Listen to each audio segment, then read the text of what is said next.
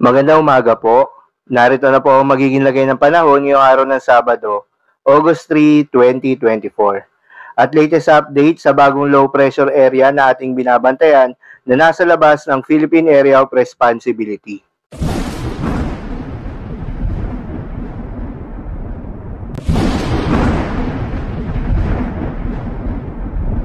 Sa kasalukuyan na tayo sa pag-asa, itong southwest monsoon o hanging habagat ay patuloy na nakakaapekto sa may western section ng Visayas at Mindanao.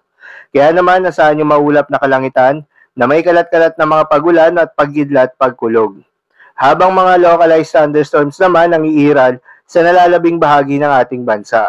Dahil dito, asahan yung bahagyang maulap hanggang sa maulap na papawirin na may mataas na tsansa ng mga pagulan at pagkidlat pagkulog lalo na sa hapon hanggang sa gabi.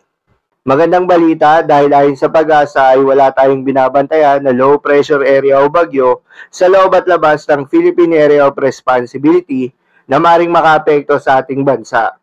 Samantala, ang Joint Typhoon Warning Center ay may namataan na low pressure area sa labas ng Philippine Area of Responsibility sa may timog ng Japan.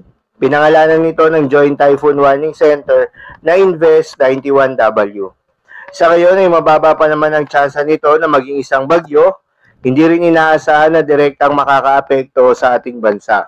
Pero posible nitong palakasin ang habagat sa mga susunod na araw na posibleng magdulot muli ng mga pag-ulan sa ating bansa. Paalala lamang po na ang mga nasabing forecast ay posible pang magbago. Kaya naman patuloy lamang magantabay sa mga update na ating ilalabas at ng pag-asa.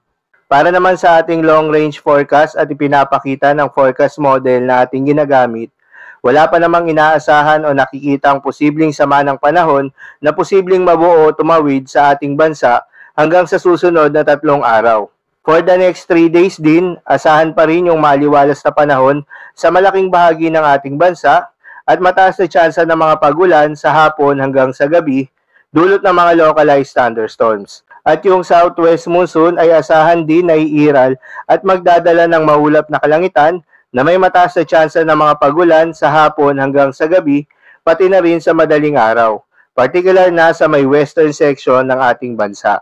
Para naman sa magiging lagay ng panahon ngayong araw ng Sabado, dahil pa rin sa epekto nitong southwest monsoon, asahan ngayong araw sa western Visayas, Negros Island Region, Zamboanga Peninsula, Northern Mindanao at Palawan, ang maulap na kalangitan na may kalat-kalat na mga pagulan o pagkidlat pagkulog. Posible ang mga pagbaha o pagguho ng lupa dahil sa katamtaman hanggang sa kung minsan ay malakas na pagulan. Habang sa Metro Manila at nalalabing bahagi ng ating bansa, ay asahan naman yung bahagyang maulap hanggang sa maulap na papawirin na may kalat-kalat na mga pagulan o pagkidlat pagkulog. Dulot naman yan ng mga localized thunderstorms. Posible rin ang mga pagbaha o pagguho ng lupa during severe thunderstorms. Madalas nabubuo ang mga thunderstorms na ito tuwing hapon o gabi na nagtatagal ng 1 hanggang 2 oras.